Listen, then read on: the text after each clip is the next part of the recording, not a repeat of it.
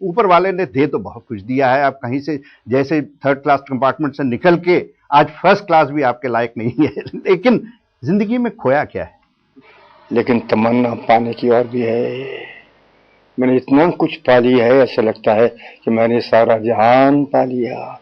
मेरे अंदर है, मैं बाहर भी देखता हूँ। मैं मेरी तमन्ना रहती है लोगों से मिलने की, क्योंकि लोग ही हैं जो मुझे सारी कहानियां देते हैं। मैं अखबारें पढ़ता हूँ, मैं टीवी देखता हूँ, मैं लोगों से मिलना चाहता हूँ। जब कुछ किसी कहानी को मैं कंसीव करता हूँ तो उस वक्त मैं कुछ ऐसे लोगों से मिलना चाहता हूँ जो उस कहानी से ताल्लुक रखते हैं। तो I am a motion picture maker. I think it's the greatest profession in the world ever. एक आप बात अपने में बादशाह हो उस वक्त। हाँ हाँ। एक बात, सुरैया के जैसे आपका रिश्ता नहीं चला, क्या राज कपूर का कभी रिश्ता नरगिस के साथ जो था वो भी इसी कारण टूट गया? मैंने कभी राजपूर से पूछा नहीं, लेकिन सही है कि मैंने राजपूर और नरगिस के साथ काफी वक्फा बिताया। सोवियत यूनियन में 6 हफ्ते बिताए। मैं कंप्लीट जानता हूँ वो कैसे थे।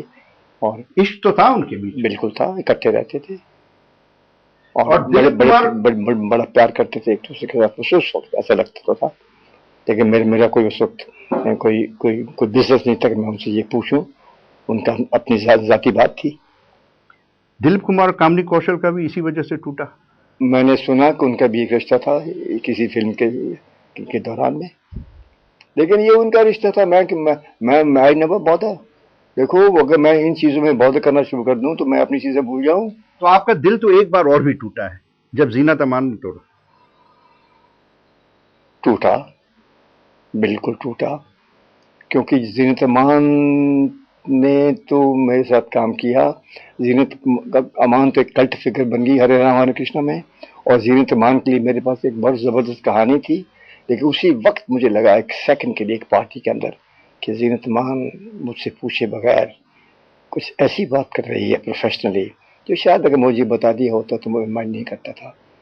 कौन, ये राज कपूर के साथ बात थी? हाँ, ऐसा लगा, और करेक्ट भी था। वो मिलने गई होगी सत्यम शिवम सुंदरम के लिए, और जाना भी चाहिए था। लेकिन जब उसने 2-3 साल मेरे साथ बिताए हरे राम हरे कृष्णा में, हम एक हमारा प्रोफेशनल रिलेशनशिप हो गया और आगे भी बहुत बातें होने वाली थी, तो फिर मैंने कहा भाई बहुत अच्छा, उसको उस रास्ते पे जाना, जाने दो, उसकी किस्मत है। और फिर मैं जिस रास्ते पे चल रहा था वो रास्ते पे और खुलने शुरू हो गए। क्योंकि अपसेट जिंदगी की जो जो जो जो जो जो जितनी भी हार है, हार के बाद आपके सामने दरवाजे खुलते जाते हैं, और हार का होना जरूरी है। अगर वो हार रहा हो तो दरवाजे कैसे खोलें? ग्रोथ है, ग्रोथ है। आपका दिल तो आशिक है, ये बताइए। अगर मेरा दिल आशिक नहीं है तो मेरा कोई हक नहीं कि मैं फिल्म बनाऊं। तो इश्क क्या वहीद रहमान से भी हुई थी? सेट पे प्यार थी, सेट पे प्यार करता था, मेरी को स्टार थी, लेकिन ऐसा शिक्ष नहीं है जो कि एक सड़की आदमी जैसा उसके दिमाग में है। मेरे नजर में तो गाइड से बढ़िया फिल्म बनी नहीं। आपकी सबसे अच्छी फिल्म कौन सी? दुनिया कहती है गाइड, मैं भी कहता हूँ गाइड, इसलिए कि मैं कहता हूँ, लेकिन मैंने बहुत बहुत अच्छी फिल्में बनाई हैं। मैंने जब भी कोई फिल्म प्लान की है उस वक्त ये लगा है कि शायद ये ही इस वक्त मेरी अच्छी फिल्म है। अगर मुझे वो फीलिंग नहीं है तो मुझे बनाना। लेकिन गाइड ऐसी फिल्म थी कि हर कानून को तोड़ दी थी।